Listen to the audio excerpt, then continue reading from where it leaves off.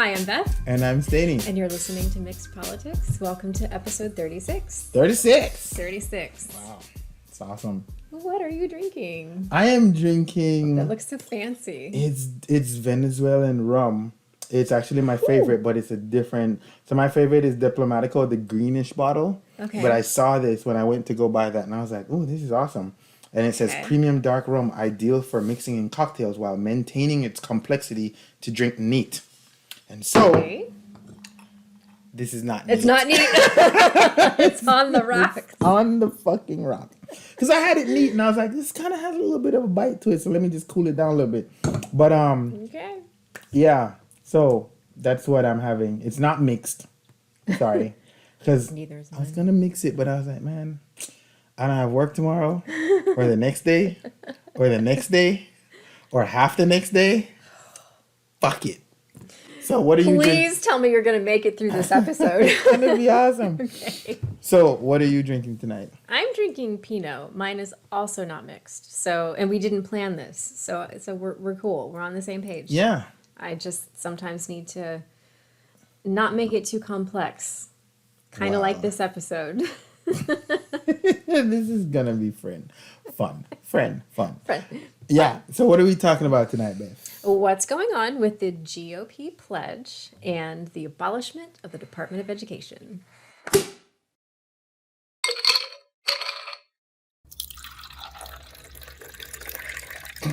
That's a mouthful. I know. Wait, can we just say what's going on with some GOP bullshit? No, because then that would be the topic for a lot of episodes. True. So what should we call this? No, we should call it exactly what you said before. Okay. What's going on with the GOP pledge and the abolishment of the Department of Education? Yes. That is a lot. Yeah. My God. But this should be good. Okay. This should be good. So tell me, what's the GOP pledge? All right. So it's getting about to be that time again when people are entering the presidential race. It's so early. I know. It's so early. But it's awesome. And it's when that starts to happen and the field starts to populate, then it's time for debates. One of the most fun and amazing American pastime of the past 20 years that I've been paying attention to it, really. I heard that there were some amazing debates before, but not like... Yes, there actually were. I've gone all the way back to the Carter-Reagan debates. And I actually have seen the Nixon-Kennedy debates as well. I really enjoy presidential shit. It's just kind of like, it's been my niche thing since I was very young. So I like to watch debates. I like to and that's why I get a little bit pissed off with these newcomers to politics that think the election was stolen because ballots changed or the counts changed in the middle of the night. For those of us who have been involved in politics for 20-some years, we know that's normal. So it's kind of, when people look at the modern debates, they don't have the reference of Kennedy, Nixon, and all that kind of stuff, which actually Kennedy and Nixon was the first presidential debate televised. So, I'm a fan of it. The other one, televised. The previous ones were on radio, and then there weren't much before. Like Lincoln didn't really debate anybody. Well, not for president, no. Yeah. So with this, the RNC, Republican National Convention, has a field of people who are planning to gain the nomination for whatever. For whatever. For whatever. That's kind of what it feels like. Whatever the fuck y'all gonna do. Whatever. But obviously we know that Nikki Haley is gonna be throwing her hat in the fucking ring. Obviously, previous president Donald J. Trump. And the J is for what a fucking joke. We expect Ron DeSantis. That's the expectation. To throw his hat in the ring. Yep. Somebody was saying today that there might be a Romney Ryan ticket. Ooh. Spicy. I know, that's kind of crazy. Who else do we have so far? There's a bunch of younger no names. There's a person called, I think, Noam or Neom. I don't remember if I'm saying it correctly. It's either Neom or N. It's a woman. It's a woman. Yeah. Want to say Midwestern state. Wisconsin, Thank I you. think. Yes. It's either Wisconsin or one of them M I states. cannot remember her first name.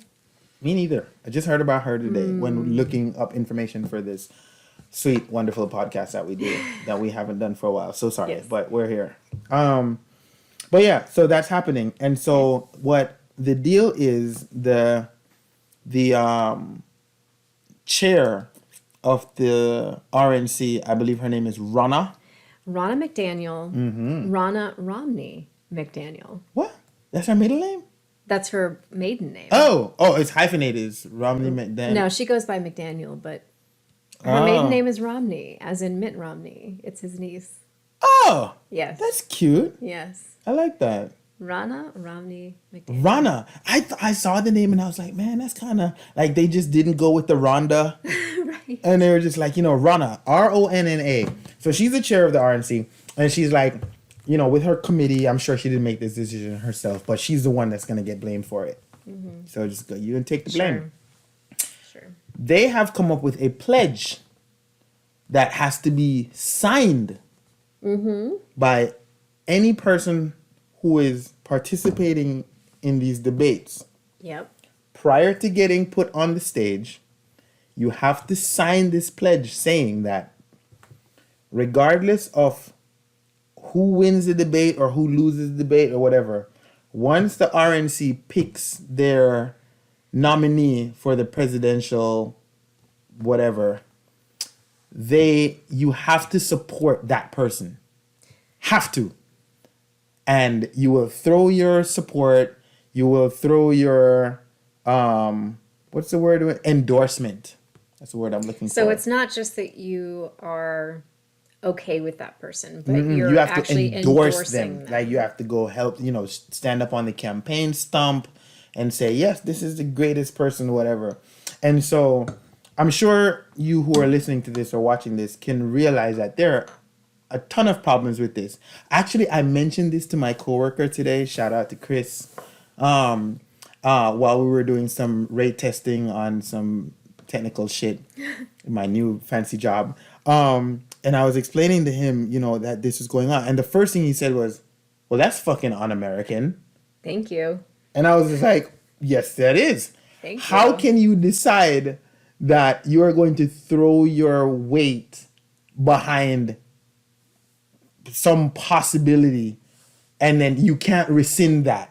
That's very un-American. Like the American way is, hey, fuck that. Yeah. That's freedom of choice. literally the American way. I believe Freedom it of is in the choice. Bill of Rights, and it is the First Amendment. The First Amendment that you are, quote, I actually have the Constitution here. Oh, that's awesome. You are allowed to not support the GOP. You're not you're allowed to not support whatever the fuck you don't want to support, and you're also allowed to support whatever the fuck you want to support. And they've decided that they're gonna have it in writing to say that you must support whoever we choose if you are part of this organization and you are also going to be debating.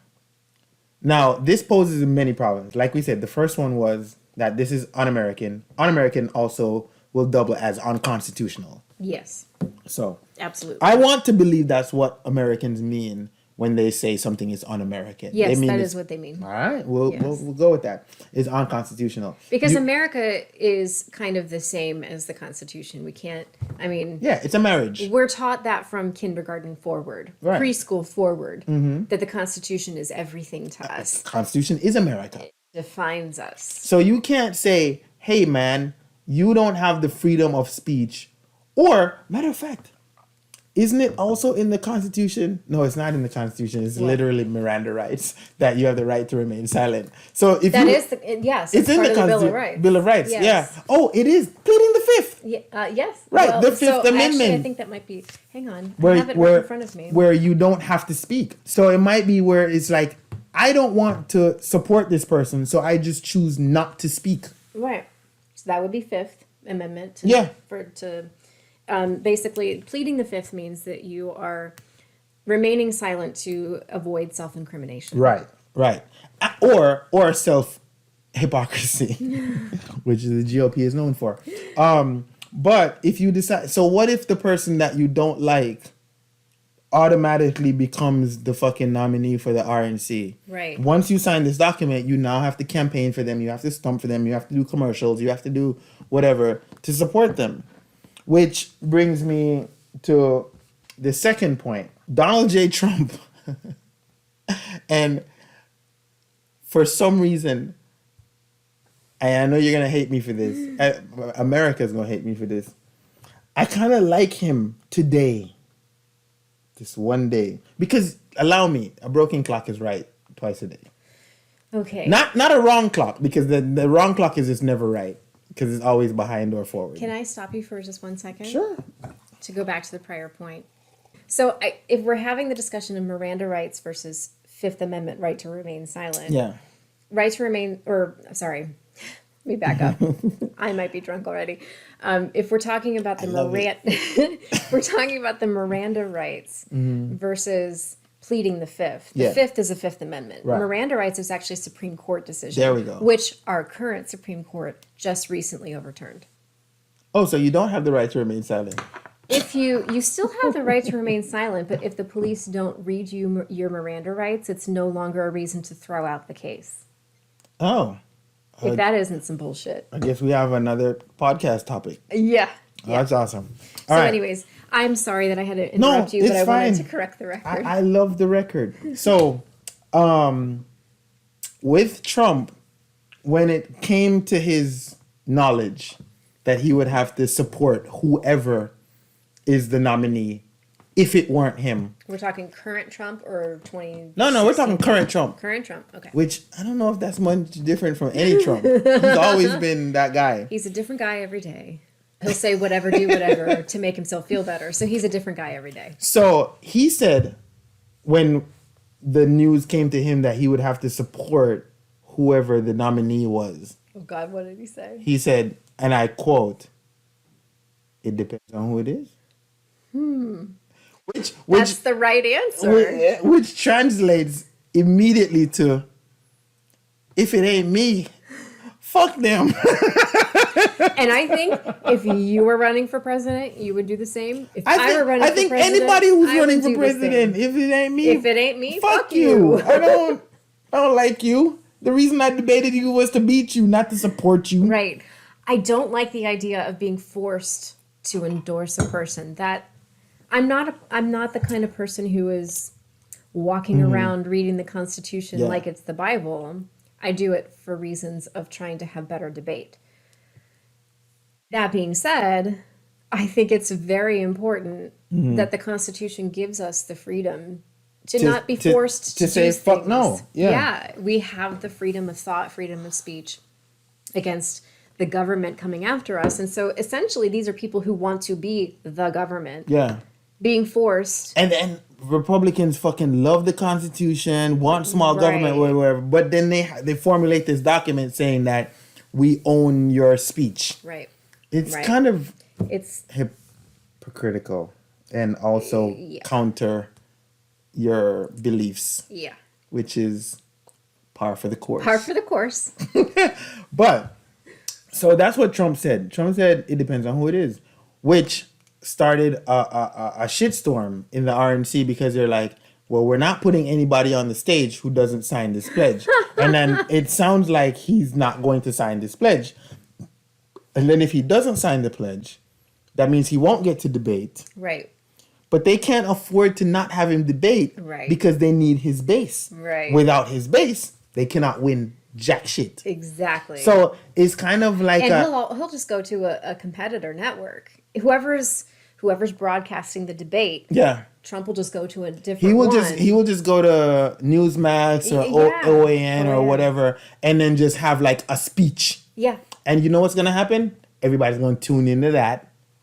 No one's going to tune into the debate because no one wants to hear fucking Nikki Haley debate Ron DeSantis. That's not entertaining. Wants to see that and shit. we know America thrives on entertainment. Yes. Which is why he became president in the first fucking place. Amen.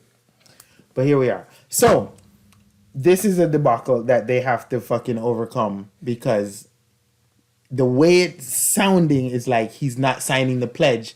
But they can't have a successful debate without their fucking headliner, their top billing guy. Yeah. I'm curious to see how it works out. The other people who are in the top of the RNC are saying they're sure that he's gonna go ahead and sign. No, because he's not. because he wants to be on the debate stage. He likes the limelight. He likes the competition. He likes owning these people. He likes, what was it? Lion Ted and fucking What do you call Jeb? Little Marco and Something Jeb. It's not Sleepy. Low energy Jeb. Low energy, right? So he won't if he does go to this other network like you're saying, which is a possibility. I'm not saying it's not.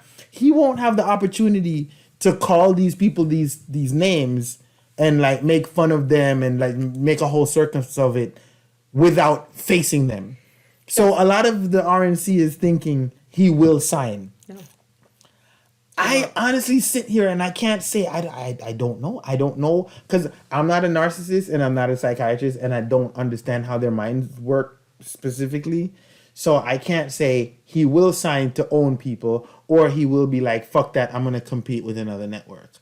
But I think this is very interesting. In the next few weeks, I want to see if he does sign because it's weird. If he does sign, it's like a sign of weakness to his base. And no, I don't think so. I don't think so. Okay. He could do whatever and they would love him. It's not a sign of weakness. That's true. Here's the thing. I am not a psychologist or a psychiatrist. I cannot diagnose people. Yeah. Not off TV. Right. I know enough about narcissistic personality disorder to understand that if Trump is a narcissist, he is going to say whatever and do whatever to keep himself the center of attention. Fair enough. Which means, number one, I don't think he's going to sign that pledge. But do you think they will let him debate without signing the pledge? No, but he doesn't have to. He will draw whatever attention away from them towards himself. It's about him. It's not about him having to stand on the same stage with those people to crucify them or whatever. He can do that through his Truth Social. He can do that on Twitter. He can do that on Facebook. Social. I haven't been on that yet.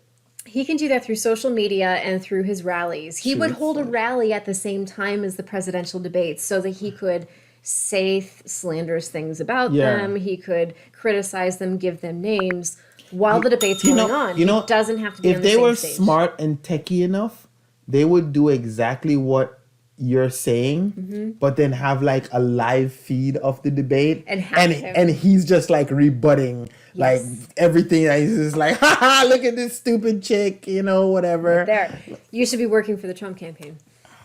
That's a winning strategy right there. You know That's what his base likes. You know what? So I think I make more money in my current job than they would pay me. Yes. So about him signing the pledge being about him humble brag. Right. About him signing the pledge and looking weak to his supporters. No, that's not true. I think you want to slide over a little bit. Yeah. All right. I don't think that is going to be something that's a sign of weakness because what I've observed of the Trump supporting base, his core base, is whatever he does is like fourth dimensional chess. Everything he does. Oh, I thought it was 5D chess. Is it up to 5D now? Because it was 3D chess first, then it was 4D. 5D chess. Okay, so everything he does is 5D chess. Yeah. So we, as rational people, can see that as a sign of weakness, that he feels like he has to compromise his integrity in order to become part of the debate. Yeah. If he were to sign that, they would think, oh, he's got something up his sleeve. Oh. That's what they would think. There's no losing from the base. He is a personality. It's a cult of personality. That's really fucking ridiculous. Yeah, it is. But that's kind of how the mind of a person like Donald Trump works. It's whatever is expedient for him to remain on top. Right. And that's why his opinion about things change back and forth all the time. He was the one who nominated people to the Supreme Court whose intent was to overturn Roe v. Wade. Once that happened, he criticized the GOP for going overboard in trying to overturn the state's laws with the trigger laws and losing a lot of ground in the midterms. Well, he was the one who did that, but he's pointing the finger at other people. Because the blame is never his. He doesn't want the blame. He's not capable. If again, I'm not diagnosing because a narcissistic person is not accountable. Yes, and cannot be held accountable. I do want to say again, not diagnosing people here. My disclaimer is, if it is true that he has narcissistic personality disorder, based on what I know about it, it is exactly what we're talking about here. Is that he will say, do whatever to win with whomever, about whomever, in order to keep himself on top. Because the brain of a person like that, with that kind of disorder, essentially doesn't have that. His brain is not wired, or that person's brain is not wired to be able to feel the rational emotions that happen with losing or being criticized. Yeah, it's a defense mechanism, essentially. Okay.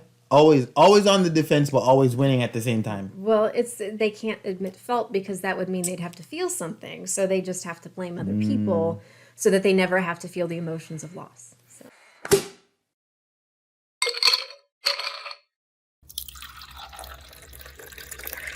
All right. So with that, there's a flip side to the coin, and it's wonderful. Okay. Because you have other people who are in the debate field. Like I said, I think right now there's probably 6 or 7 that we could name. Yes. DeSantis, Nikki Haley, et cetera, et cetera, et cetera. And a lot of them are saying that they also don't want to sign the pledge. Okay, good for them. But for a very specific and good reason. Okay. And I thought when I was reading about this, and I don't want to use it to fucking doing my research, because I really wasn't doing research. I was just reading various articles. It wasn't research.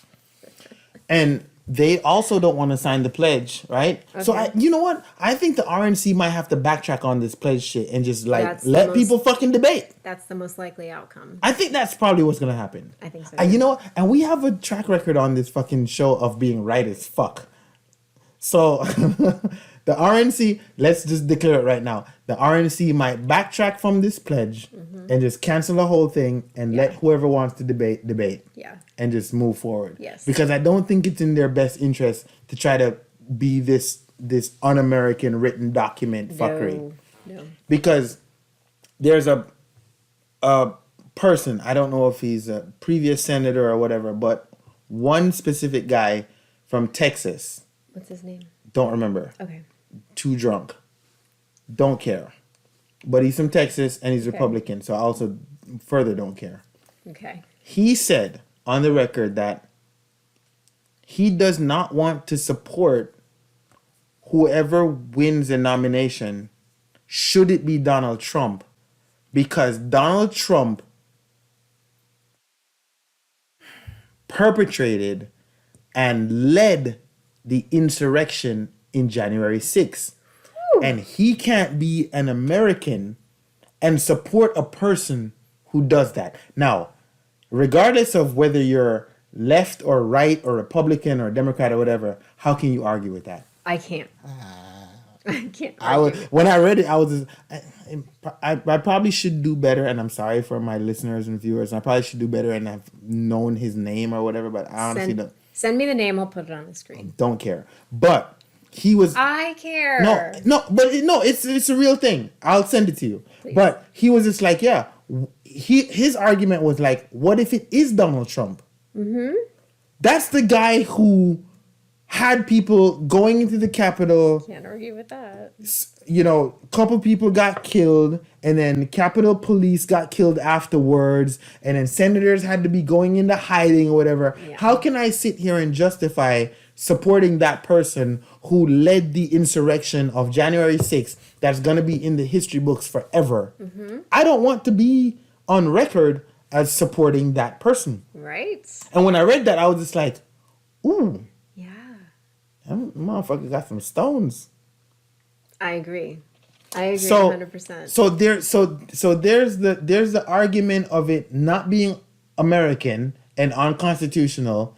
But then there's also the argument of, if it is Donald Trump, I don't want to support this person, and then that's gonna speak to the more moderate conservatives, not like the QAnon far right weirdos, where it's like, I'm standing up for what is right. Right. Whether I'm Republican or Democrat or whatever, this person led an insurrection against our elected officials and against our Constitution, against our country. And how can you want me to sign this document saying that I will support whoever it is if it then turns out to be him? I can't go back home. I think he expounded on it. I'll find the article for you. Please do. He expounded on it saying like, pretty much like, how can I go back home to my family saying that I signed this document saying that I'm going to support this person, and they've known that I've been against the insurrection this whole time? Are you sure it wasn't Mitt Romney? It wasn't Mitt Romney. Okay. Because if it was Mitt Romney, I would know, and I would know it's Utah, and I would. Listen, if there's any GOP that I would vote for, it would be Mitt Romney. Agreed. So I'm going to give credit where credit is due. Yeah. That I think Donald Trump is very smart. I'm going to look it up right now. Please. Fuck it. I want to give credit where credit is due. When Donald Trump is right, he's right. And I'm going to tell you, Donald Trump is right to say that signing this pledge is a bad idea. For all the reasons that we've named so far. Yeah. I'm going to go a little deeper into the GOP mindset here, because they do support the Constitution. They talk incessantly about the Constitution. And they also talk a lot about capitalism. And I see this as a very anti-capitalistic mindset. It is. To pledge loyalty to something. So the GOP has really been kind of capitalism uber alles type of thing for at least the last 40 years, really for the time that our country has been around, almost 250 years. Specifically in this generation, our generation and older, it's been a very pro-capitalist mentality, which is there's an invisible hand of the market, but we as individuals have the right and the freedom of choice to use our dollar and our voice or whatever to go against what the market says. The market being what's most popular, essentially. Right. There's that equilibrium between supply and demand. So wherever that rests is really what people generally think is the right thing, or it's kind of where things land. So if we're thinking of this as the market, then if the market lands on Donald Trump, then we have the right as individuals to say, no, I don't care what the market says. I'm going to go over here with what my gut says. I'm going to spend my voice this way. So to have to give a pledge to say that you need to go for the most popular, that's very anti-capitalistic and also very anti-republic. Yeah. A republic being we need to give voice to the minority. So what better way to give voice to the minority than to actually use your voice to speak against the majority? I find this to be antithetical to everything the GOP stands for. So I don't understand why they would be in favor of this. Two things. Yes. Where is your bottle of wine? I was wondering the same thing. The fuck? Oh, it's in the fridge. Oh, it's being chilled? Yes. So you can't refill? I mean, I guess you can. Why are you so obsessed with how much I drink? No, I'm not obsessed with it. I just realized that the second thing, there's lipstick on your glass, which is like super cute. But I was like, I wanted to cheers with you so that... Oh. But I was just like, what if you finish? Where's the wine? Well, I'm going to pause right now. Go get it. I'm going to go get it. It's fine. Because this is my second glass. So Yeah. I need to be very careful about it. Hey guys, it's my show. I own this shit. It's just me. I'm joking. There it is. Don't listen to a word he says. Not at all. All right. So back to the matter at hand. Found out, or refound out. So who was it? This Was person? I don't know how to pronounce this person's name. Let me see. Asa Hutchinson. You went with Asa? Asa, yeah. I don't know why I was going with Asa. It's because I know politics. Asa Hutchinson. Asa Hutchinson. Asa Hutchinson, the former Arkansas governor, Yes. who is considering running for the Republican nomination for president, has criticized the loyalty pledge. Hutchinson has said Trump shouldn't be allowed to run for president because his supporters attacked the U.S. Capitol on the 6th of January 2021 after he urged them to fight like hell. And I quote this person, "For leaders such as myself who believe Donald Trump is not the right direction for the country, that would certainly make it a problem for me to give an across-the-board inclusion pledge," Hutchinson told the Washington Post earlier this month. This is from the Washington Post. So yeah, I wasn't just making this up. I read this, I just couldn't remember earlier. But yeah, so Asa, okay. Asa Hutchinson. Right. So former governor of Arkansas was just like, fuck this pledge, because if the person y'all choose is the insurrectionist leader, I'm not going to be for it. I'll be honest, a lot of people... It wasn't just her. If I continue this... Him. Her. Him. Her. Him. Person. If y'all cancel me, fuck y'all. McDaniel...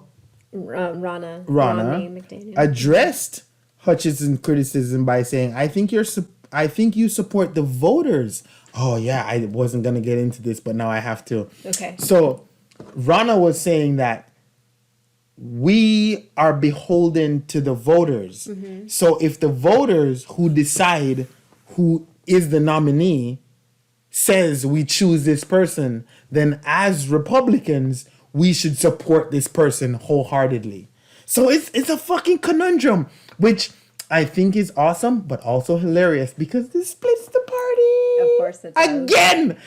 This ain't the first thing that splits the party. No. The insurrection splits the party. Yeah, I was just going to say that because a lot of the people that support Donald Trump don't think he's to blame for January 6th. Right. So the insurrection splits the party. Yes. And now this pledge splits the party. This is fun. Yeah, I'm excited. Yeah. This is when politics actually gets to be fun, when it's unpredictable but still controllable. Yeah. So I want to explain that. It's unpredictable in the sense that voters aren't sure what they're going to support, who they're going to support, what they're going to do. Yeah. But the system itself is still predictable. So, yeah. You know what I'm curious about? What?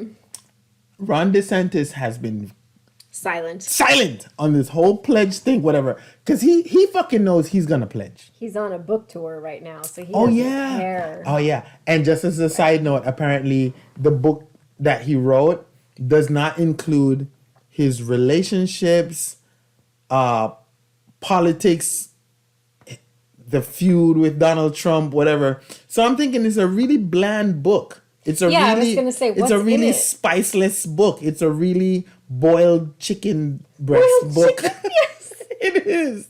What's in it? I was reading about that and I was just like, what the fuck is in this book if you ain't talking about the juicy shit, my guy? He really thinks more highly of himself than he should have. No, I think he's really politically savvy. Because he's not putting anything in the book that would like cause him any blowback going into this election season, because a lot of people would jump on shit. But he's also still selling the book, making a lot of money, because you have to read the book to find out what's in it. And if you read the book, you probably bought the book. Yeah, America. I disagree, my friend. America is such an awesome place. I disagree, my friend. If he were politically savvy, he wouldn't be writing a book right now. He wouldn't be writing a book in election season. Right. Because the Republican Party has spent the last how many years criticizing Obama and anybody else who wrote a book, because that's what elites do. Because book writing and reading is for the educated elites. Yes, the people who make all their money from selling books, including Hunter Biden selling paintings. Hunter Biden selling paintings? Mm-hmm. And they criticize that. So if Ron DeSantis were actually politically savvy, he wouldn't have written a book. Hunter Biden paints? Yeah.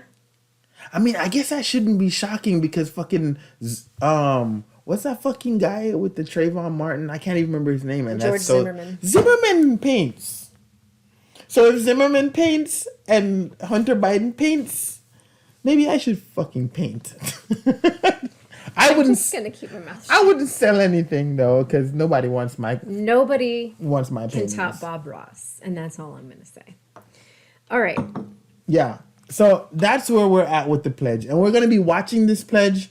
We're definitely going to be watching this pledge to see who actually signs the pledge. Right. We're definitely going to be watching this pledge to see if the pledge is a thing at all.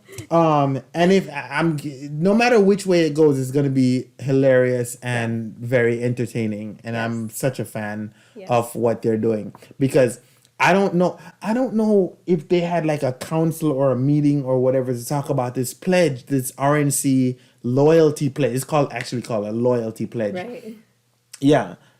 And to see how it works out in whatever way. Because if it does work out where people are signing the pledge, it's gonna be hilarious. If they have to do away with the pledge, it's gonna be fucking hilarious.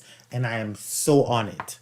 One last thing I have to say about it. Yeah. This is extortion. Ooh. It is extortion.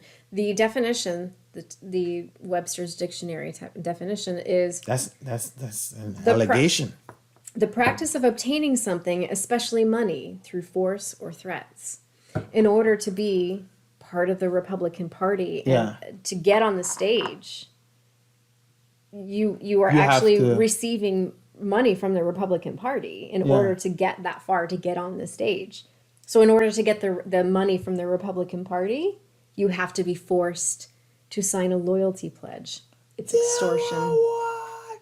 No, wait. Oh, that's so awesome. Can you imagine someone extorting Donald Trump? Yeah. God, this is so much better than I thought. Like, looking at it on the surface, it looked like a really boring topic. Right. But like getting into it is just like somebody's gonna extort like the next Don after John Gotti. That's why I think he's not going to sign it. He's not dumb enough to sign it.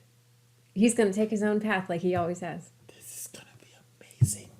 When is the debate? I have no idea. The funny thing to me is the GOP had said previously they weren't going to participate in any debates with Democrats because they just don't think that, I don't know, they don't want to participate. So I didn't know they were going to have their own debates amongst each other. So that's news to me. Oh man, I loved the RNC debates previously when fucking Lion Ted and fucking I hate that low shit energy because Jeb that's not a debate. it's not. It's just a reality It's a show. mockery, and like Donald Trump is really good at that. Yeah, he is. It's not a debate.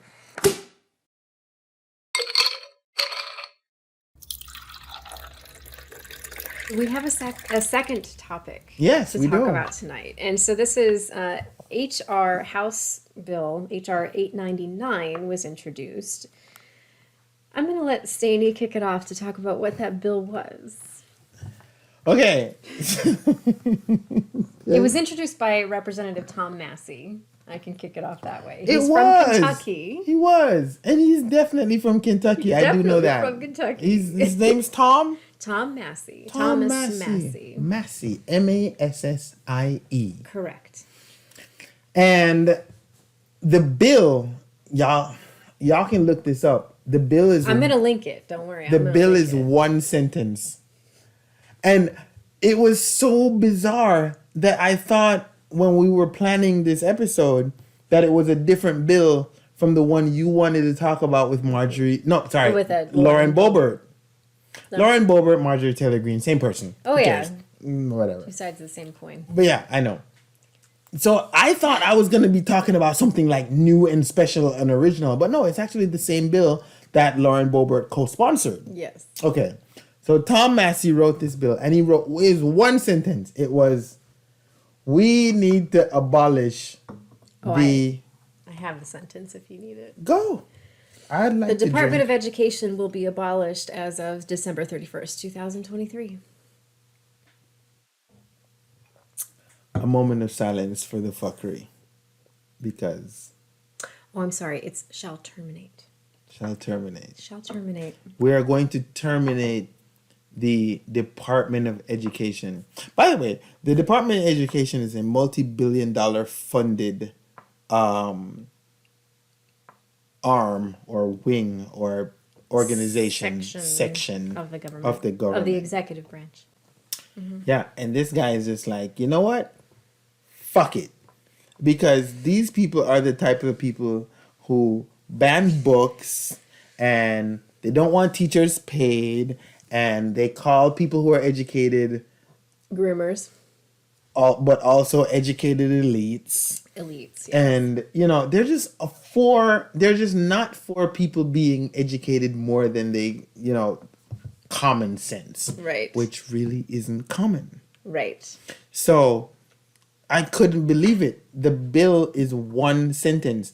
Now, I didn't look this up, but has there been other one sentence bills? I don't know. I think we should. We should. I'm going to look it up and I will put a yes or a no on the screen. Yeah, because that's bizarre. A one sentence bill. Usually bills are multiple pages and sections and appendices and all kind of craziness. But this bill is one sentence that the Department of Education could go fuck off. Why? Bethel's gonna tell you because there's so many things I can say about this. I will start by talking about the tweet that Tom Massie sent out. What? Do you want to blink? Thank you for the introduction to that. That was very good. Yeah. I do want to say, though, that the funny thing is, I don't know what Bobert said because I didn't care to look her up. But he said the reason for his bill is that the Department of Education's budget didn't provide provisions for student loans and student loan debt, etc., which on the surface might sound fanciful. I think that's the best word, fanciful, but it ain't true. So tell me that you're going to solve a problem by doing something completely unrelated to the problem itself. But this is the United States Congress. So I'm going to start by saying the tweet, and I'm going to put it on the screen here because I've already seen it. The tweet that Tom Massie sent out says his introduction of the bill, and then making reference to how the Department of Education's existence is not constitutional. So I'm going to really question the level of education that Tom Massie himself has. Oh my God. I shouldn't say Tom. I don't know if he goes by Tom. We'll say Representative Massie. Yeah. Excuse me if I have called him by something he doesn't prefer to be. Congress actually passed.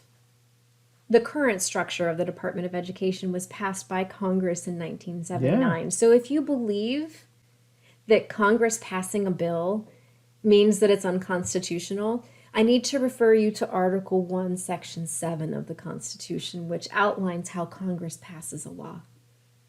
Maybe you want to look it up. Maybe you don't want to be part of Congress if you don't know that when you sign or when you actually write a bill, yeah, and it passes through both chambers, and it is on the desk of the president, is either signed or sits there for 10 days and it's not signed. Yeah. Either of those ways, it becomes a law.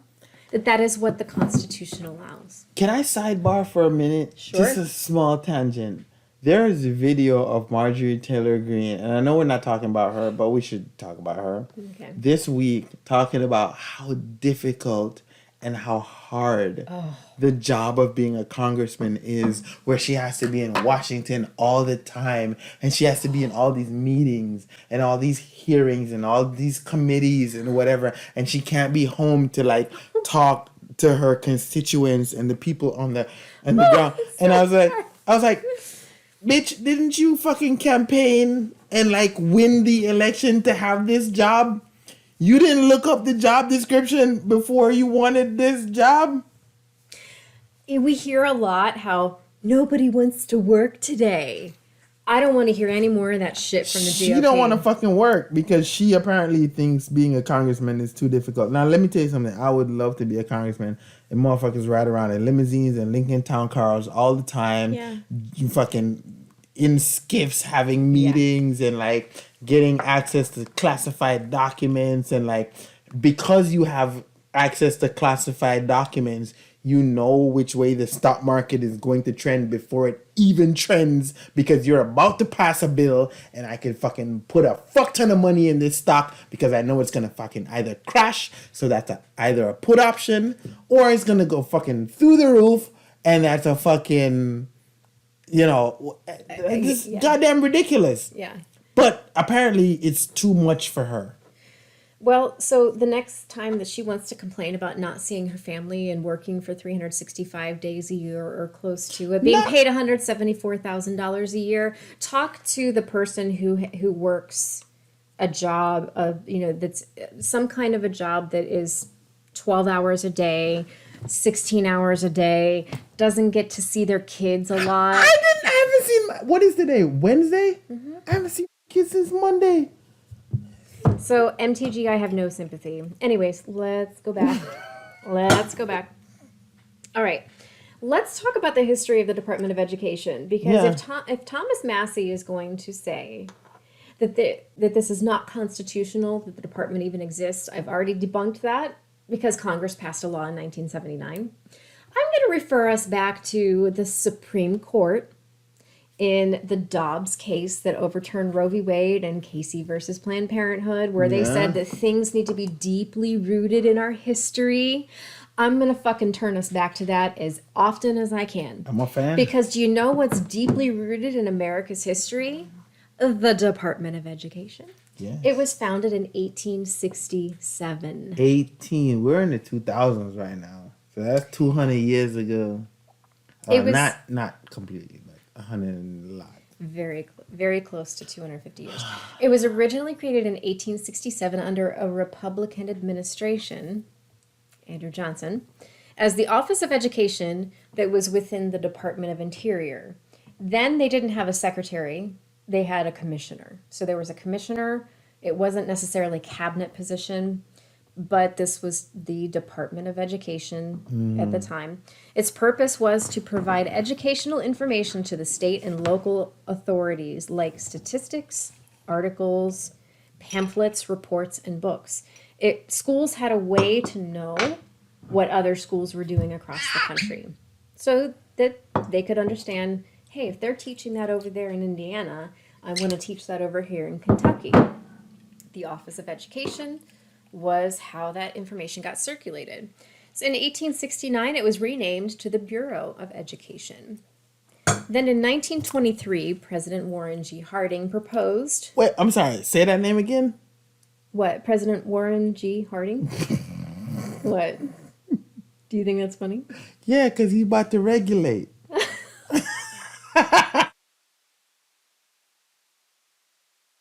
On a mission trying to find Mr. Warren G. Come on. There's no way I could pass that up. I've never made that connection before. That's pretty good. Yeah. That's pretty good. Nate Dogg and Warren G. about to regulate. Harding. Yes. Warren. I gotta look that up because that might be where his name came from. No, what? I don't know. No, his name is not really Warren G. Yes. He might have... Yeah. So Harding proposed a creation of the Department of Education and Welfare. Yeah. Those two together. And a joint committee that was looking at reorganization of the executive branch proposed something very similar to that. So this was in the 1920s, the roaring 20s.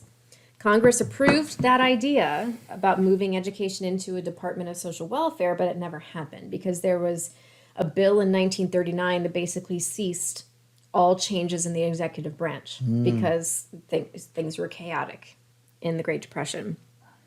So then enter FDR. He makes some changes. The New Deal comes through. So, I mean, FDR started his presidency in 1934, I believe. 33, 34, 34. No, 32, 33. He started in 33.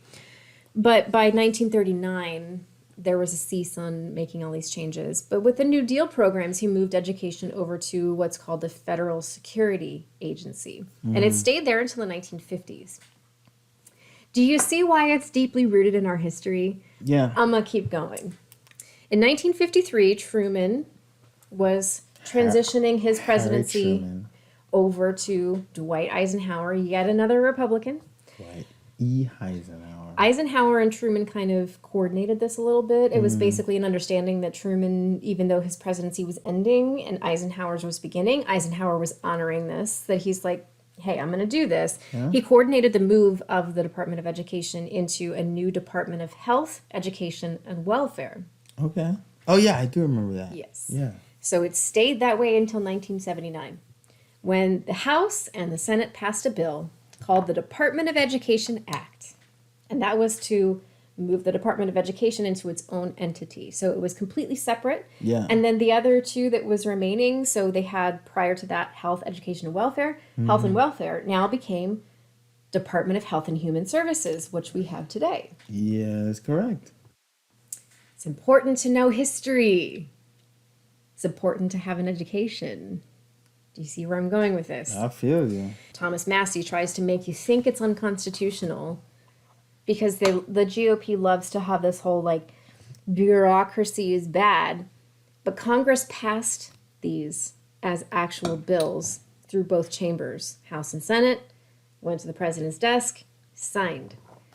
That is constitutional. That's how the Constitution works.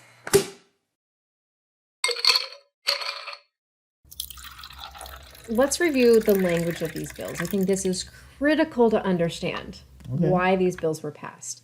In 1867, the 39th Congress, it says, quote, "This was created for the purpose of collecting such statistics and facts, and shall aid the people of the United States in the establishment and maintenance of efficient school systems, and otherwise promote the cause of education throughout the country." That's why the Department of Education was created.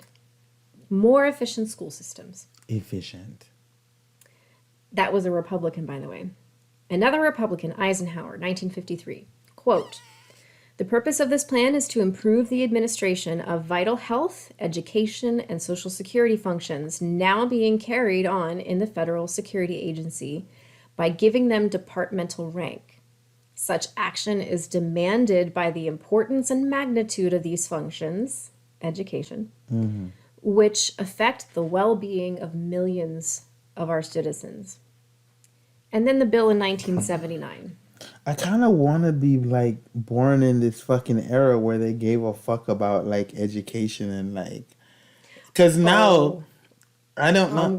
I really don't understand. Like I understand that the war against Christmas is fake and the war against fucking stupid shit, but like we are currently in the war against like education, the war against information, the war against intelligence. Yes, and I will tell you why. I'm getting there. I'm leading up to it. Let's read the bill in 1979. And by the way, all of these I'm putting up on the screen because that's what we do here. We give facts, we give sources, we let you see it for yourselves. Which is why we don't have 5 billion followers. Right. So we post facts. So the bill in 1979, line 1. Line 1. Quote, "Education is fundamental to the development of individual citizens and the progress of the nation." Line 2. "There is a continuing need to ensure equal access for all Americans to educational opportunities of high quality, and such educational opportunities should not be denied because of race, creed, color, national origin, or sex." Line 3. And this is where I'm going, to your point about how there's this anti-intellectual movement. I'm going to segue for just a moment to really highlight that I think that there's this misunderstanding, this notion nowadays that kids only get education at school. That's false. Kids get education everywhere. And I think that line 3 of the 1979 bill, which created the Department of Education as its own entity that we know today, is what all parents need to understand, especially the ones who are supporting the notion of repealing the department and abolishing the Department of Education. As recently as 1979, quote, "Parents have the primary responsibility for the education of their children." Accountability And for parents? Parents have the primary responsibility for the education of their children, and states, localities, and private institutions have the primary responsibility for supporting that parental role. Supporting.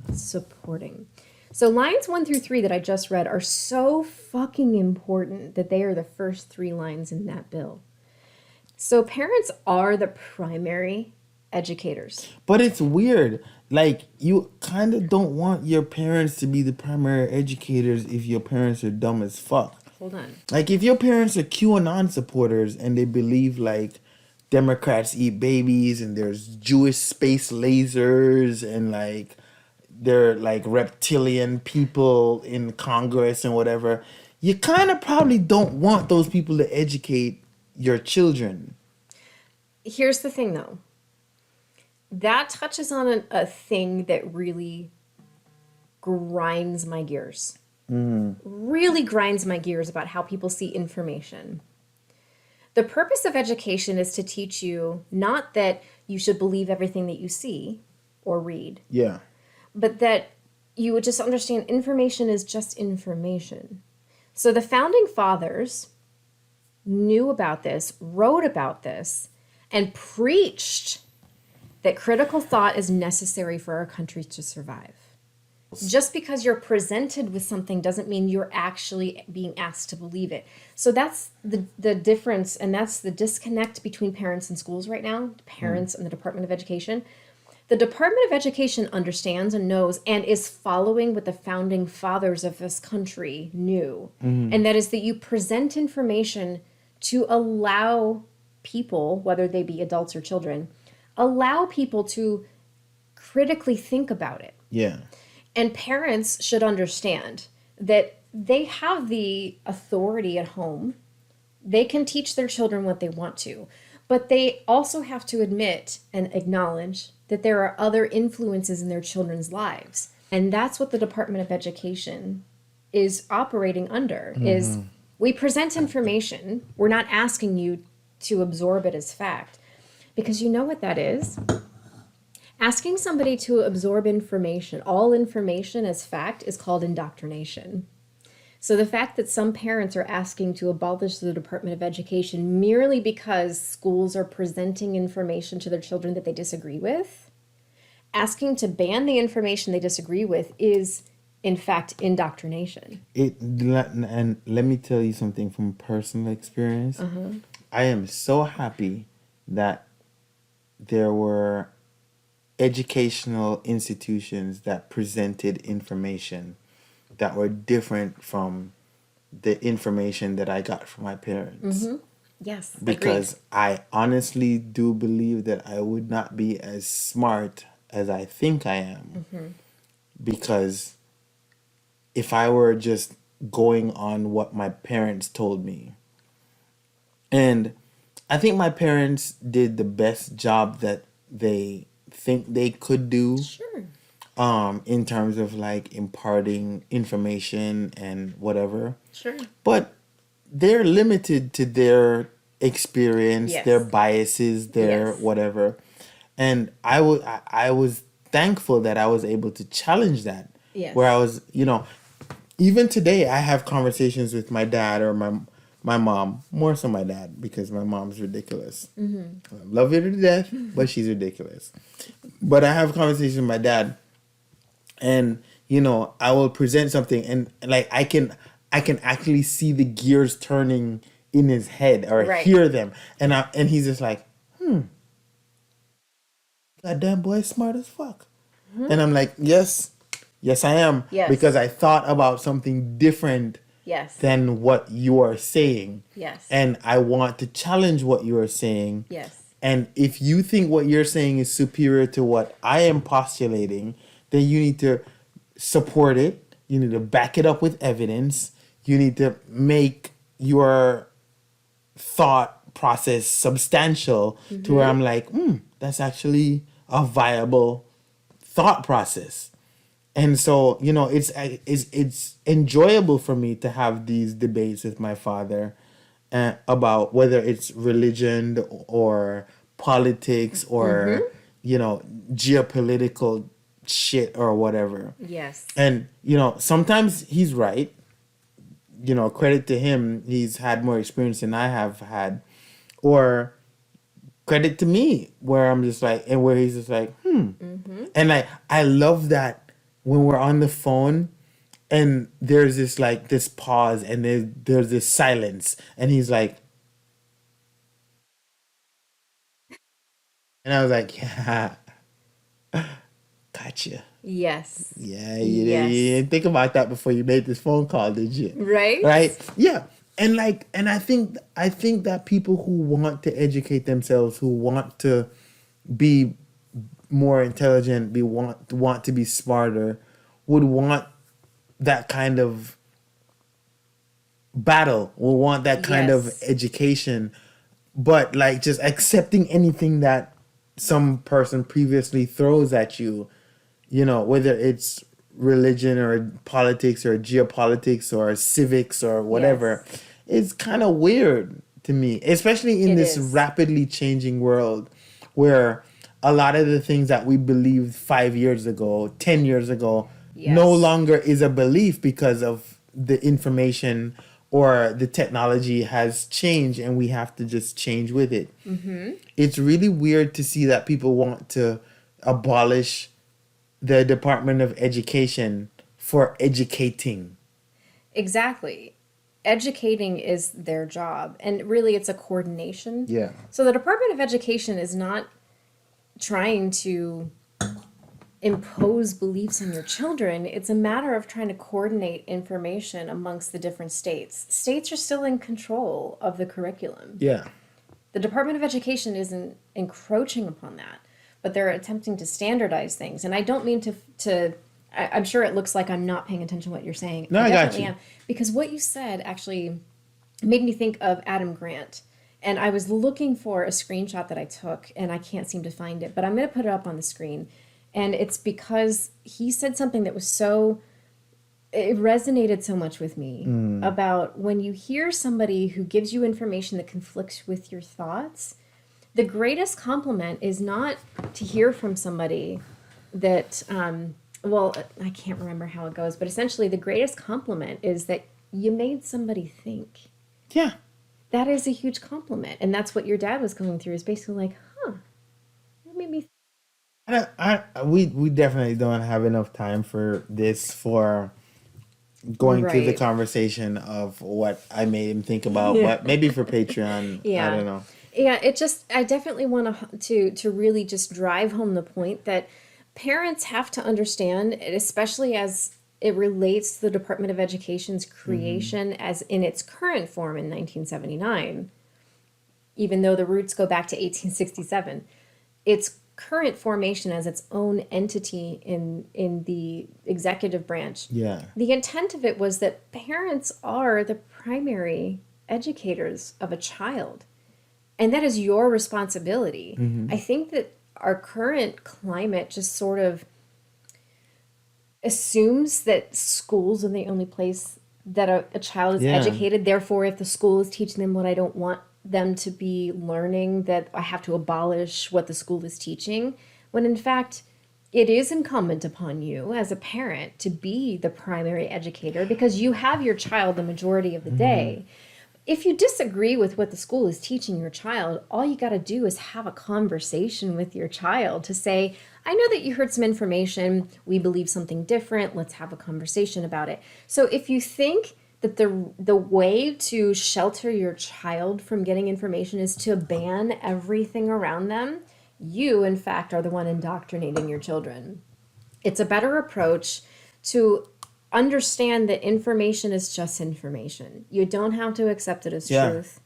It is your responsibility as an informed citizen to actually understand what you're reading and seeing. Can I tell you what it was like for me at 10 years old to face the reality that wrestling is fake? Yes. That's a great example. God. Because I was such a huge fan of Hulk Hogan, Hulk fucking Brutus the Barber Beefcake, the fucking Ultimate Warrior, and Macho Man Randy Savage. And then like I was maybe 10 years old and going up against a 14, 15-year-old, and he was just like, you know that's fake, right? And then like he pointed out facts like that it was fake. And I remember exactly where I was at my age or whatever. And I was just like, oh, holy shit. This Yeah. shit is fake. Right. God damn it. That's because nobody taught you at that age. That just because you see something doesn't mean it's true. But we would all be better off to understand that information isn't truth. It is just information. Information is how you have to process think, it. think and how critically. Yeah. And I will say one more thing. This is our parting thoughts. Bo of the fifth column always seems to have a very eloquent way of explaining That's my things. guy. I know, that's He my guy needs too. to come on this fucking show. We need to talk Love to that have him on guy. our show. Yeah. He recently did a video about this sort of topic, not specifically the Department of Education, but education and how parents are trying to ban books and everything. Mm-hmm. He really focused on the argument of kids should be learning reading, writing, and arithmetic. Because some parents are trying to ban any discussion of gender identity, pronouns, even though they're learning he, she, him, her. We don't want to learn the other situations that are not heteronormative, whatever. So in the construct of that, parents who say they should be reading, writing, and arithmetic only in schools. And he was basically like, way to sell your kid out for the bare minimum. Yeah. You are really subscribing your children to a life of being a worker bee. As a parent, you should want your child to have more. You should want your child to be exposed to more and then have the critical thinking skills to be able to determine for themselves what they believe based on all of the different information that's come in. So an example would be for some people who want to bring the Bible back to public schools. Well, the better approach would be if you have one religion, you have all religions, and let the children decide for themselves what they want. Now, I know the intent is just to indoctrinate with Christianity. I get that. So don't sell your children short. Don't sell your children into a life of reading, writing, and arithmetic, because that's the bare minimum. As a parent, and me as a citizen, I don't have children, but I want the children around me to be informed, to be educated, because I want better for them than I have for myself. I just want to point out that like numbers, numerals, arithmetic, math, and whatever was invented by Arabs. Right? We do have the Arabic numbering system taught in schools right now. Literally, they made numbers. They did, yes. That is accurate. Because if not for Arabic numerals, we would have Roman numerals. So, yes, that's the thing. Reading, writing, and arithmetic is not enough. Yeah. Children deserve more than that. So if you disagree with what the school is teaching your children, then invest the time in your own children to talk to them about what you believe. Not at the negation of what they are taught at schools, but to supplement what they are taught at schools. So the abolishment of the Department of Education having one sentence in a bill is disrespectful. Of all the work that everyone has put into it for the last 70 years. Not even 70 years. We're talking about this was established in 1867 with the specific intent, I'll read it again, for the purpose of collecting such statistics and facts that shall aid the people of the United States in the establishment and maintenance of efficient school systems and otherwise promote the cause of education throughout the country. I mean, even Benjamin Franklin said... They really wanted smart people in this bitch. They did. Benjamin Franklin wanted to have a newspaper in every house and a school in every area, a good school, not just a school, a good school in every area. Benjamin Franklin, one of the founding fathers. So for the constitutionalists and the people who really think that they are on the conservative side of things because of the Constitution, I urge you to really understand what the founding fathers asked of us. And they said, this society we have, this republic that we have, cannot survive without education. I rest my case. I think the case is rested. So, Beth, tell these people how they can reach us. all major platforms: Facebook, Instagram, Twitter. We do have a TikTok. Also, we do have a TikTok. And I've put a couple of the clips up there already. So, yeah, you can go catch some short clips on there if you want to. And we also are streaming anywhere where you listen to audio podcasts. And we do have a Patreon, and this guy is going to tell you about it. Man, this is such a task. So, Patreon, www.patreon.com/mixpolitics is where you can give to us, and then we will give back to you. Yes. There are different tiers of membership. Shout out to all the Patreon members who support us so far. Yes. You're keeping this channel alive. We do have to pay for our dissemination and our proliferation against various platforms, and you've been instrumental in doing so. But also, Patreon is where you give to us and then we give back to you, like I said before. Whether it's we give you hoodies, opportunities to ask us questions and we would answer them on a podcast, being a member of the podcast itself, being a bartender and coming and hanging out with us and being a third member. Yeah. We still haven't had that, but maybe one day, maybe if we wait long enough and HBO picks us up and now you can't afford it. That's up to you. But yeah, patreon.com, there's a lot of stuff there. You should check it out. Patreon.com/mixpolitics. Yes. Yeah. And to all our analysts, pundits and experts, I want to cheers, but like I have no drink. Pour your drink. I have to pour my drink. Jesus Christ. God, I'm so happy I have a 4-day weekend every single fucking week. Cheers. Yeah.